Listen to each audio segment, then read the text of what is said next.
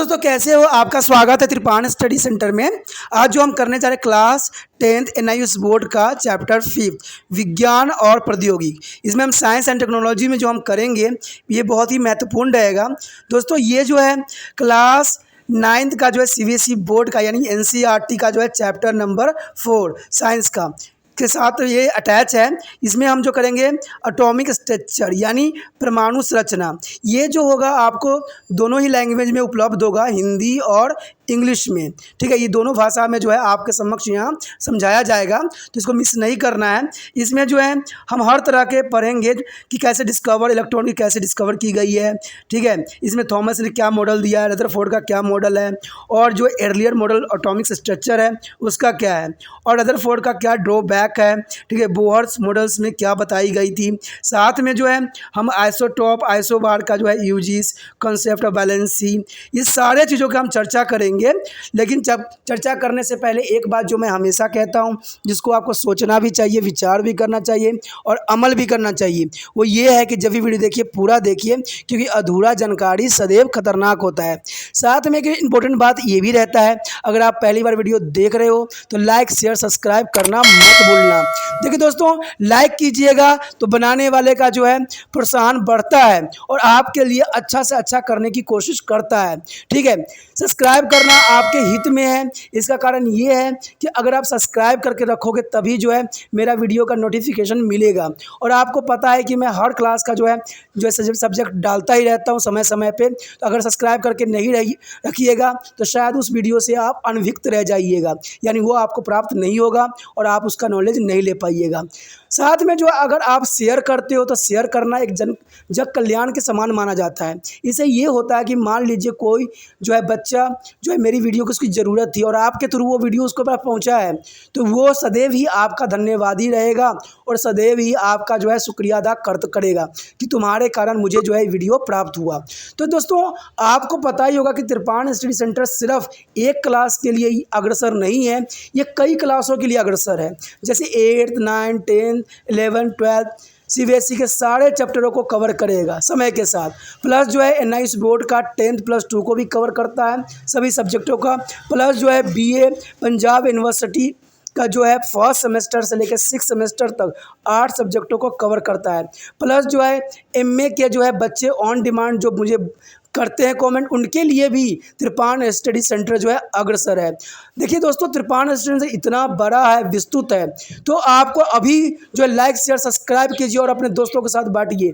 ठीक है, तो भूलिए मत, ये करना आपका फ़र्ज है और मेरा कार्य करना है आपको टॉपिक लेके चलना है। देखिए आज देखते हैं हमारा आज टॉपिक क्या है। The next topic is drawback of Rutherford as model.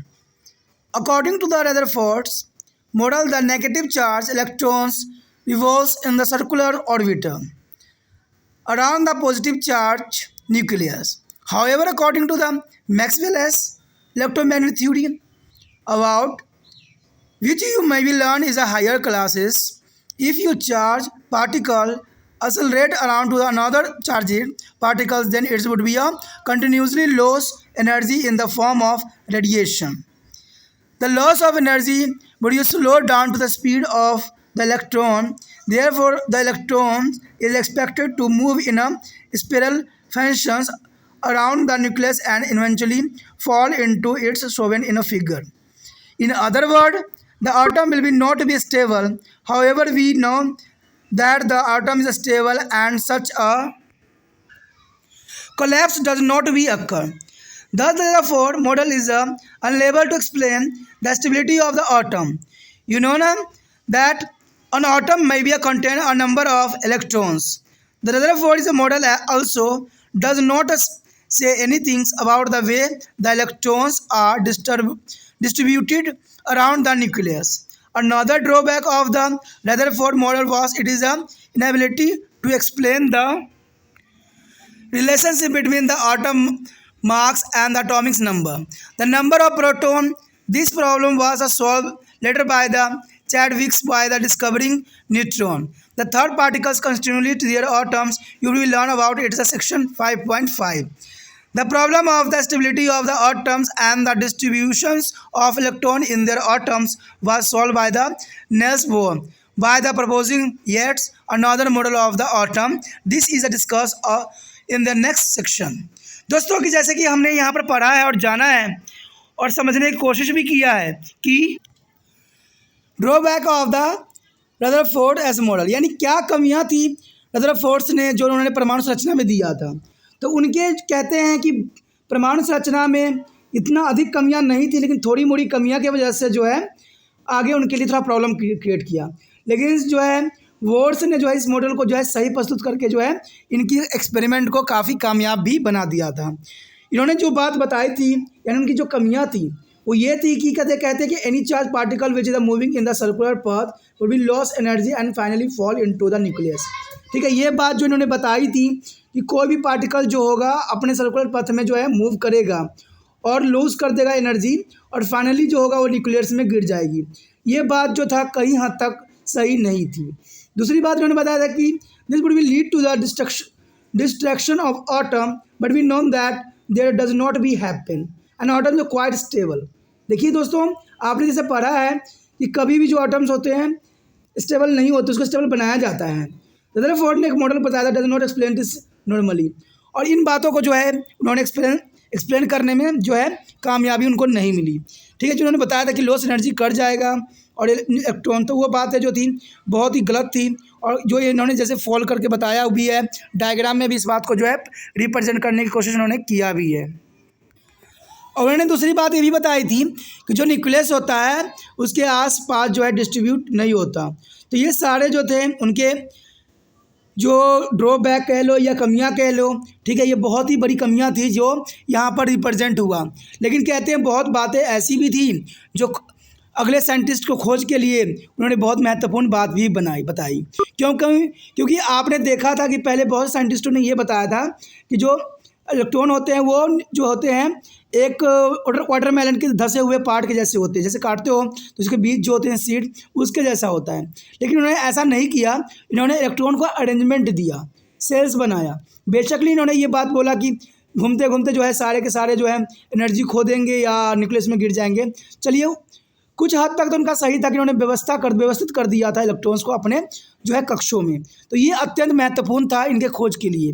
आगे जो हमारा है बोर्स का मॉडल एटॉमिक्स, उन्होंने क्या दिया था और उन्होंने क्या प्रतिपादित किया था और उन्होंने लोगों को क्या समझाने की कोशिश किया था। The Bohr as model of atom, this is my next topic, Bohr as a model of atom. In 1930s Niels Bohr as student of Rutherford, the student of Rutherford of Niels Bohr. The model of account for their shortcoming to the Rutherford model. Bohr as a model can be understood in a term of two postures proposed by him. The postures are: the first posture, the electron move in the defined circular path of fixed energy around a center nucleus, just like our solar system in which the different planets revolve around the sun in the defined trajectory. Similarly to the planet, only contain a circular path around the nucleus are allowed for the electron to move.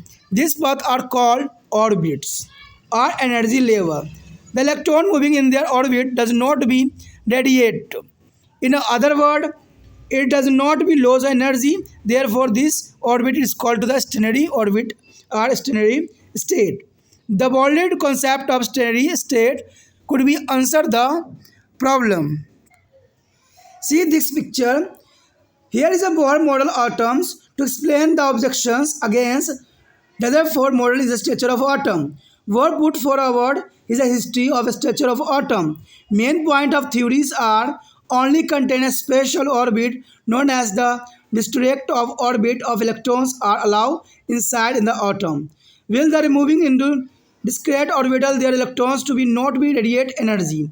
These orbital are cell are called to the energy level, which are shown in this figure. Friend, here is the the nucleus and the orbital is a KLMN. The KLMN is a n is equal to 1 is a first orbit and second is a 2 and third 3 and n is a 4. But is the arrangement of electron is first orbit is a 2, second is a 8 and third is 18 and fourth is 32 and represented by KLMN. Here, maybe a distribution of electron in the orbiter on the atom is governed by the Bohr's and Wolf's rule. The maximum number of electrons present in a cell is given by 2n square. What? 2n square, where n is the orbits number of like 1, 2, 3, shown in the figure. Thus, the maximum number of electrons in different orbital can be calculated as number. The first orbital are case cells, n is equal to 1 and formula is 2n. Let's 2 into n ka square. So 2 into n ka square is equal to 2 answer. And second orbital is L cells, is n is equal to 2. So 2 into n ka square is equal to 2, n ka square is 4, the 4 to 8. Same and so on. But the maximum number of electrons that can be accommodated in their outermost orbital is 8. Electrons are not accommodated in a given cell unless the inner cells are filled. Further, the maximum number of electrons that can be accommodated in such a cells is given by 2n ka square. It is the where is the number of level, thus the first cell is 1 and can be have a maximum of 2 electron, where is the second cell and can have 8 electron and so on. Each cell is further divided into the various sub-levels is called to the subcells, about which you would study in your higher classes. The second posture is the most important things are shown there. The electron can change its cell or energy level by the absorbing or releasing energy. An electron at a lower state of energy EI can go to the final higher state of energy EF, while the absorbing a single proton of energy given by E is equal to HV is equal to EF minus EI. Similarly, when electron changes its cell from to the higher initial level of energy EI to a lower final level of energy EF, a single proton of energy HV is released. Show this figure. Here, show their increasing energy of orbital number 1. And secondly is a proton is emitted to the with the energy is equal to HV.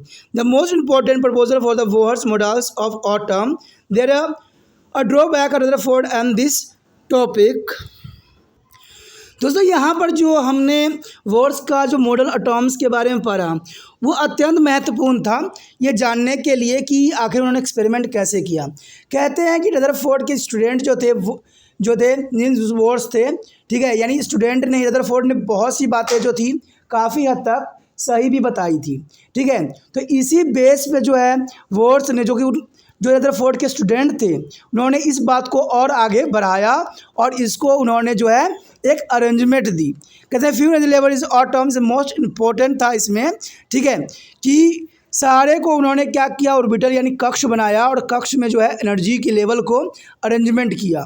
इसके लिए उन्होंने जो है cell लिया, वो लिया KLMN लिया, जिसमें उन्होंने न्यूक्लियस को भी रिप्रेजेंट किया और इन सेल में जो था 1 2 3 4 नंबर दिया, जिसको आप n इज इक्वल टू 1 2 3 4 का भी जो है बात से रिप्रेजेंट कर सकते हो। और इस बेस पे उन्होंने जो है एक फार्मूला का आविष्कार किया जो अत्यंत महत्वपूर्ण था, वो था 2n का स्क्वायर यानी 2n का जो है स्क्वायर। तो ये इम्पोर्टेंट था। इसमें अगर आपने जो n का जो वैल्यू है 1 2 3 रखिएगा तो ऑर्बिटल का जो है कितना इलेक्ट्रॉन फिल करेगा वो ऑटोमेटिक आपके समक्ष निकल जाएगा। जैसे एग्जांपल के तौर पे आप देख सकते हो कि मान लेते हैं n इज इक्वल टू 1 होता है, ठीक है। आपको शायद पता हो और मैंने कई बार डिस्कस भी इस बात पे किया है कि पहले सेल में जो होता है 2 होता है, दूसरे सेल में जो होता है दोस्तों कितना होता है 8 होता है और तीसरे सेल में 18, चौथे सेल में जो होता है 32 होती हैं। अब देखिए इस बेस पे हमारा जो कैलकुलेशन निकलता है कि नहीं, ये हमारे लिए अत्यंत महत्वपूर्ण क्वेश्चन खड़ा करता है। अब देखिए n इज इक्वल टू क्या है 1 है, अगर हम n की जगह पुट करते हैं तो n का अगर 1 का स्क्वायर कीजिएगा तो 1 ही रहता है, तो 2 इंटू 1 का मल्टीप्लाई कीजिएगा तो 2 ही आंसर आता है। अगर सेकंड लेते हैं हम, हमारे समक्ष जो है n2, ठीक है, n2 हमारे समक्ष है। अब हमने क्या करना है, n की जगह 2 रखना है, तो 2 का तो स्क्वायर हो जाएगा, तो 2 का स्क्वायर हो जाएगा तो कितना बन जाएगा, वो 4 बन जाएगा, यानी 4 बन जाएगा। और 2 को 4 से मल्टीप्लाई कीजिए, कितना आता है, 8। यानी दूसरी बात को जो है ये सिद्ध करता है। उसी प्रकार अगर n 3 होता है तो 3 का स्क्वायर करोगे कितना आता है, 9, और 9 को जो है 2 से मल्टीप्लाई करोगे तो 18 आता है। तो इसका मतलब है जो वोर्ड्स ने अपने मॉडल्स दिए थे, जो उन्होंने फार्मूला दिया था, कई मान्यताओं पर जो था सही उतरा और सही जो है रिप्रेजेंट किया। तो ये बातें जो है आप यहाँ चित्र में भी देख सकते हो, और इस बात को जो है बहुत काफ़ी क्लैरिटी के साथ मैंने समझाने की कोशिश भी किया है, चाहे वो हिंदी में हो चाहे वो इंग्लिश में हो, आपको सिर्फ ये समझना है। ठीक है, देखिए इनके लिए ये आसान इसलिए था वोर्स के लिए, क्योंकि ये रदरफोर्ड के स्टूडेंट थे। रदरफोर्ड ने बहुत अच्छे से एक्सपेरिमेंट किया था। बेसिकली उनका जो था थोड़ी मोड़ी चूक भी हुई, लेकिन उस चूक को शायद वोर्स ने समझ लिया था, और फिर जाके जब रदरफोर्ड के पश्चात इन्होंने अच्छा एक्सपेरिमेंट करके जो है इस और एनर्जी लेवल का जो है स्ट्रक्चर सभी संसार के समक्ष प्रस्तुत किया। तो ये सारे बातें जो थे महत्वपूर्ण थे। ठीक है, इसमें कुछ बातें सब सेल्स के आते हैं, ये सब बातें अपनी जगह पर थी, लेकिन अगर आप परमाणु स्ट्रक्चर के इस रचना को समझ लेते हो तो ये एग्जाम व्यू से भी बहुत काफ़ी इंपॉर्टेंट है, क्योंकि इसी बेस पे जो है आपको इलेक्ट्रॉनिक कॉन्फ़िगरेशन यानी जो है परमाणु विन्यास बनाने की आवश्यकता पड़ेगी। ठीक है, तो परमाणु संख्या को जो विन्यास बनाते हैं तो इन्हीं बेस पे बनाते हैं। अगर इस बात को अगर आप समझ के नहीं रखोगे तो शायद आपको लिए प्रॉब्लम आएगा। इसलिए जो मैंने अभी बात समझाई है, स्ट्रक्चर बताई है, उसको आप बहुत ही शांत माइंड से इसको समझने की कोशिश कीजिएगा। The next topic is discovery of neutron. Friend, discovery of neutron, how to discover to the neutron? There you would be recalls that when we are discuss about the failure of Rutherford's or models, we mentioned that we are unable to explain the relationship between the atomic mass and the atomic number. The number of proton, according to the Rutherford's models, the mass of the helium atom containing 2 protons should be a doublet that of a hydrogen atom with only 1 proton, ignoring the mass of electron as it is very light. However, the actual ratio of the masses of the helium atom to hydrogen atom is a 4:1. It was suggested that 3 must be one more types of subatomic particles present in the nucleus, which may be a neutral but have a mass. Such a particle was discovered by James Chadwick in 1932. This was found to be a electrically neutral and was named neutron. The neutrons are present in the nucleus of all atoms except hydrogen. A neutron is presented as n and is found to have a mass slightly higher than that of a proton. Thus, if a helium atom containing 2 protons and 2 neutrons in their nucleus, the mass ratio of the helium to hydrogen 4:1. Could be explained the characteristics of the 3 fundamental particles constituting their atoms are given this table. दोस्तों, जैसे कि आप इस table में देख सकते हो कि यहाँ पर जो है कुछ विशेषता फंडामेंटल एटॉमिक पार्टिकल्स की बताई गई है कि क्या विशेषता होती है। तो ये अत्यंत महत्वपूर्ण होता है। इसमें इलेक्ट्रॉन है, प्रोटॉन है, न्यूट्रॉन है। ठीक है, इसका जो है मार्क्स केजी में जो है बहुत महत्वपूर्ण भूमिका अदा करता है। जैसे कि आप देख सकते हो कि सबका जो है वैल्यू यहाँ पर रिप्रेजेंट किया गया है। एक्चुअली चार्जेस क्या है कॉलम्स में वो भी रिप्रेजेंट किया गया है, मार्क्स इन केजी में क्या है वो भी रिप्रेजेंट किया गया है, एंड रिलेटिव चार्ज क्या है वो भी रिप्रेजेंट किया गया है। तो ये अत्यंत महत्वपूर्ण हो जाता है। लेकिन जो डिस्कवर किया गया था न्यूट्रॉन का, यानी जो खोज किया गया था, ये किया गया था जे चैडविक्स ने किया था 1972 में। ठीक है, और उन्होंने बताया था कि चार्जेस जो होंगे mass equal to the proton के बराबर होगा, और उसको जो नाम दिया जाएगा वो दिया जाएगा न्यूट्रॉन। ठीक है, और इन्होंने जो है नंबर ऑफ परमाणु की भी बात बताया था, संख्याओं की बात भी इन्होंने काफ़ी बात किया था। उन्होंने कहा था it is presented by the n mass of the atom given by the sum of the masses of proton and neutron present in the nucleus. यानी उन्होंने जो कहा था कि जितने भी इलेक्ट्रॉन प्रेजेंट होंगे, प्रोटॉन प्रेजेंट होंगे, चाहे वो न्यूट्रॉन प्रेजेंट होंगे, वो n कक्षाओं में जो है उपस्थित रहेगा। तो ये बात जो है आगे बहुत जगह लागू भी हुआ और एक कामयाबी का रास्ता भी बना। तो इसी पेज पे जो है इन्होंने इलेक्ट्रॉन, प्रोटॉन और न्यूट्रॉन का जो है सिंबल उन्होंने, आप देख सकते हो कि सिंबल इन्होंने क्या दिया है, और उसके बाद जो है इसको मार्क्स में उन्होंने कैसे कन्वर्ट किया। तो ये अत्यंत महत्वपूर्ण है, क्योंकि आपको पता ही है कि जो ये होते हैं बहुत छोटे से छोटे पार्टिकल्स होते हैं, जिसको आइज से देखना, नेक्ड आइज से देखना संभव ही नहीं है। तो इसलिए जो है इन बातों का उन्होंने विशेष महत्व दिया, और इस बात को जो है आगे लेके भी ये काफ़ी अच्छा सिद्ध भी करने की कोशिश किया। The next topic is atomic number and Mach's number. Friend, what is the topic? Atomic number and Mach's number.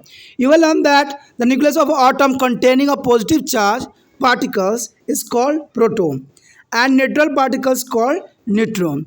The number of protons in an atom is called the atomic number and is denoted by the symbol Z. Denoted by the symbol of Z. All atoms of an element have the same atomic number. The electrons occupy the space outside the nucleus. In order to be account for the electrically neutral nature of atom, the number of proton in the nucleus is exactly equal to the number of electron. Thus, atomic number is equal to number of proton and is equal to number of electron. You will recall that according to the Dalton theories, the atoms of different elements are different from each other. We can now say that this difference is due to the difference in the numbers of protons present in the nucleus of element. In other words, different elements differ in terms of their atomic number. For example, the atoms of hydrogen and helium are different because hydrogen has one proton in its nucleus, whereas the nucleus of helium atom containing two protons. Their atomic number are 1 and 2 respectively.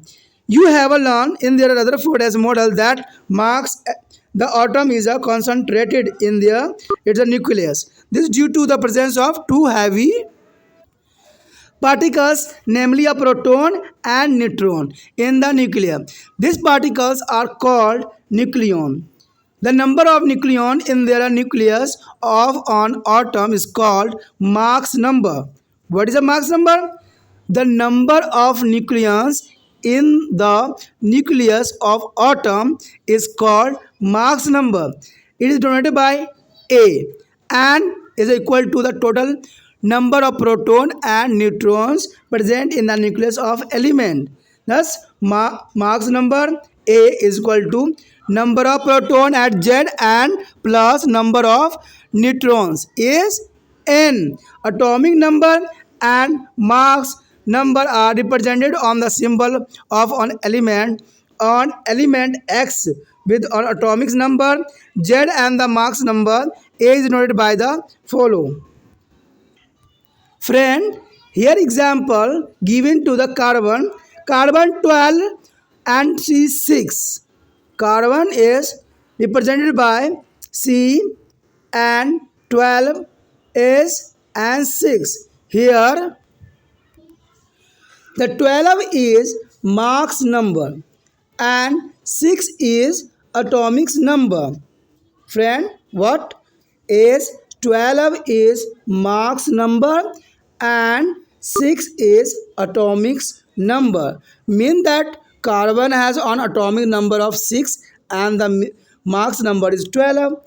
This can be used to compute their number of different fundamental particles in the atom. Let us calculate the carbon. As the atomic number is a 6, this means the number of proton is equal to number of electron is 6. The Mach's number is equal to number of proton plus number of neutrons. 12 is equal to 6 plus number of neutron. The number of neutrons is equal to 12 minus 6 is equal to 6. Their atoms of 12C6 has a 6 proton and 6 electrons and 6 neutron. Understand what I am saying? The on atoms of 12 C and 6. There is Mach's number is a 12 and atomic number is 6. Has proton is a 6 and 6 electron and 6 neutron. There is a present of atomic number of element is equal to the number of proton present in the nucleus on atom is element. Atom of the elements, it is donated by the Z for the hydrogen. Z is 1 because there is only one proton in the nucleus, the atom similarity of carbon Z6. And Mach's number is, the Mach's number of element is their sum of the total number of proton and neutron present in the nucleus of the atom. For example, Mach's of number of carbon is 12 because it is a 6 proton, 6 neutron in their nucleus. Proton and nucleus together are called two nucleons. In their notations for the atom, the atomic number, Mach's number and the symbol of the element are to written that. So, is example of nitrogen is a example of nitrogen. There here is N is a symbol. N is a symbol. The Mach's number is a 14 and atomic number is 7. It's important. दोस्तों जैसे कि आपने यहाँ पर समझने की कोशिश किया और जानने की भी कोशिश किया कि जो एटॉमिक्स नंबर क्या होते हैं और एटॉमिक मार्क्स क्या होते हैं, तो दोस्तों ये बातें जानना अत्यंत महत्वपूर्ण होता है। और कहते हैं अगर साइंस के स्टूडेंट हो तो इस बात से आपको जो है 2-4 हाथ करना पड़ सकता है, क्योंकि ऐसे क्वेश्चन एग्जाम में ज़रूर आ जाता है कि अगर आपको दे रखा हो कार्बन के जो है ऊपर मार्क्स दे रखा हो और इधर नंबर दे रखा हो कि एटॉमिक नंबर कितने हैं, ऊपर मार्क्स और एटॉमिक्स नंबर दे रखी हो, तो इस समय जो है आपके समक्ष एक ही सवाल खड़ा होता है कि परमाणु संख्या और परमाणु द्रव्यमान का हम क्या करें और कैसे हम इसका जो है सलूशन करें। ऊपर जो है परमाणु जो है द्रव्यमान है, नंबर ऑफ द्रव्यमान है, और जो यहाँ पर जो है परमाणु संख्या है, तो उन चीज़ों की जो है कैलकुलेशन हम कैसे करें। तो यहाँ पर जो है साफ शब्दों में जैसे आप कैलकुलेशन देख सकते हो, अत्यंत महत्वपूर्ण है कि इसमें आप जो है प्रोटॉन, इलेक्ट्रॉन और न्यूट्रॉन बहुत ही आसान तरीके से निकाल सकती हो। ठीक है, इसमें जो जैसे कि दिखाया गया है आपके समक्ष कि हम कैसे कैलकुलेशन करें। तो यहाँ पर जो है एटॉमिक नंबर 6 मान लिया गया किसी का, तो यहाँ पर जो है नंबर ऑफ प्रोटॉन कितने होंगे, तो आपको पता है नंबर ऑफ प्रोटॉन हो चाहे नंबर ऑफ इलेक्ट्रॉन हो वो 6 ही रहेगा। ठीक है यहाँ पर, लेकिन अगर हमें अगर नंबर ऑफ मार्क्स रखना है, कैलकुलेट करना है, तो नंबर ऑफ जो मार्क्स है वो भी आपको पता है कि 12 वहाँ पर गिवन है, दिया हुआ है। द्रव्यमान कितनी है, 12 दिया हुआ है, तो 12 दिया हुआ है और हमारे पास नंबर ऑफ प्रोटॉन भी है, तो नंबर ऑफ न्यूट्रॉन निकालना बहुत ही आसान हो जाता है। तो इसके लिए हम क्या करते हैं, 12 = 6 लेते हैं और उसका न्यूट्रॉन को हम प्लस में रखते हैं। जब न्यूट्रॉन इधर आ जाएगा तो 12 - 6 होगा, तो इस प्रकार जो है आपके समक्ष जो है 6 न्यूट्रॉन के रूप में आ जाएगा, जो कि बहुत इंपॉर्टेंट कैलकुलेशन है और इसका ऐसा एग्जाम्पल है। अगर हम दूसरा एग्जाम्पल भी लेते हैं नाइट्रोजन गैस का, तो इसमें आप देखिएगा जो इसका सिंबल जो होता है, जो प्रतीक होता है, उसको हम N से डोनेटेड करते हैं। और इसमें जो होगा मार्क्स नंबर कितना होगा दोस्तों, 14 होगा, और एटॉमिक नंबर कितने होंगे, 7 होगा। सेम यही कैलकुलेशन के साथ आप करिएगा, तो 14 में से 7 माइनस कीजिएगा तो आपको समक्ष जो होगा 7 ही बनेगा। तो यहाँ पर प्रोटॉन भी 7 होगा, इलेक्ट्रॉन भी 7 होगा और न्यूट्रॉन भी वो 7 ही होगा। तो समझ सकते हो ना कि ये कैलकुलेशन कितना महत्वपूर्ण है। ठीक है, कहते हैं दोस्तों कुछ एलिमेंट के भी नाम आपको याद रखने की आवश्यकता रहता है, तो आप कम से कम 20 जो है एलिमेंट के नाम जरूर याद रखना। ठीक है, जैसे मैं कुछ बता भी देता हूँ आप लोगों के समक्ष। जैसे हाइड्रोजन का 1 होता है, हीलियम का 2 होता है, लिथियम का 3 होता है, बेरिलियम्स का जो है 4 होता है, ब्रोन का यहाँ पर 5 होता है, कार्बन का 6 होता है, तो नाइट्रोजन का 7 होता है, ऑक्सीजन का 8 होता है, फ्लोरीन का 9 होता है और नियॉन का जो होता है 10 होता है, सोडियम का क्या होता है 11, मैग्नीशियम का होता है 12। ठीक है, और एल्युमिनियम का जो होता है 13, सिलिकॉन का 14 और फास्फोरस का 15, सल्फर का 16 और क्लोरीन का 17, आर्गन का 18। इसी प्रकार जो है आप सभी का याद कर लेना, जो कि आपके एग्ज़ाम के व्यू से बहुत ही महत्वपूर्ण साबित होगा। आगे का टॉपिक जो रह गया है दोस्तों हम अगले पार्ट में करेंगे, अगले भाग में करेंगे, तो आप इस तरह बने रहिए त्रिपान स्टडी सेंटर के साथ और अपने दोस्तों के साथ भी शेयर कीजिए। इसी के साथ जो है दोस्तों हमारा टॉपिक आज खत्म हो रहा है। ठीक है, अगर आपको अच्छा लगा तो लाइक शेयर सब्सक्राइब जरूर कीजिए। अगर पहली बार अगर आप वीडियो देख रहे हो, पहली बार मेरे चैनल पे आए हो, तो सब्सक्राइब करना आपका फर्ज बन जाता है। सब्सक्राइब करने से ये होगा कि जो भी मैं आप क्लास के रिगार्डिंग कोई भी वीडियो डालूंगा उसका नोटिफिकेशन जो है समय समय पर आपको प्राप्त होता रहेगा। अगर सब्सक्राइब नहीं कीजिएगा, अगर आप दोबारा से तिरपान स्टडी सेंटर पर आने की कोशिश कीजिएगा तो वहां पर आप तिरपान लिखिएगा तो जो है वो तिरपस कर देगा। ठीक है, जो आप गूगल पर सर्च करोगे तिरपस कर देगा, जिससे वजह से आप जो है मेरे वीडियो का जो है फायदा नहीं उठा पाओगे। तो सोचिए मत, विचार मत कीजिए, सब्सक्राइब कीजिए। आप सोचते होइएगा कि मेरे जो एग्जाम खत्म हो जाने के मेरा क्या जरूरत है तिरपान स्टडी सेंटर से। ठीक है, तो इसलिए सब्सक्राइब नहीं करने की सोचिएगा, लेकिन दोस्तों ऐसा नहीं है। तिरपान स्टडी सेंटर जो है बहुत हेल्पफुल है। क्यों? क्योंकि ये जो है आपके 8th class 9th 10th 11th 12th जो आर्ट्स के सब्जेक्ट को कवर करता ही है, प्लस जो है ये NISU बोर्ड के जो है 10th प्लस 2 को भी कवर करता है। साथ में BA जो है फर्स्ट ईयर से लेकर 6 सेमेस्टर तक बच्चों के लिए ये अग्रसर रहेगा आर्ट्स सब्जेक्ट में। तो सोचिए नहीं, विचार नहीं कीजिए, काफी जो है तिरपान स्टडी सेंटर का फायदा ही फायदा है। ठीक है, अगर आप मुझे प्रोत्साहित करोगे तो आपके लिए मैं तरह तरह के वीडियो बनाऊंगा जो आपको फायदा पहुंचाएगा। एग्जाम के तौर पे मैं आपको जो है पेपर भी आपको सोल्यूशन करके दिखाऊंगा जो आपके लिए फायदेमंद रहेगा। अगर नहीं सब्सक्राइब कीजिएगा, मेरा मनोबल घटेगा, तो हो सकता है कि आपको फिर दोबारा मैं नया वीडियो बनाऊं और आपको फायदा ना पहुंचाऊं। तो अभी भी नहीं सोचिए, मेरा जितना आप फैलाइएगा, जितने दूसरे बच्चों के साथ शेयर कीजिएगा, उतना जो है मैं आपके लिए कार्य करने में अग्रसर रहूंगा। ठीक है दोस्तों, इसे सोचिए मत, विचार मत कीजिए, अभी सब्सक्राइब कीजिए और अपने व्हाट्सएप स्टेटस पे लगाइए और दूसरे बच्चों के साथ भी शेयर कीजिए। ठीक है दोस्तों, अपना ध्यान रखना। बाय।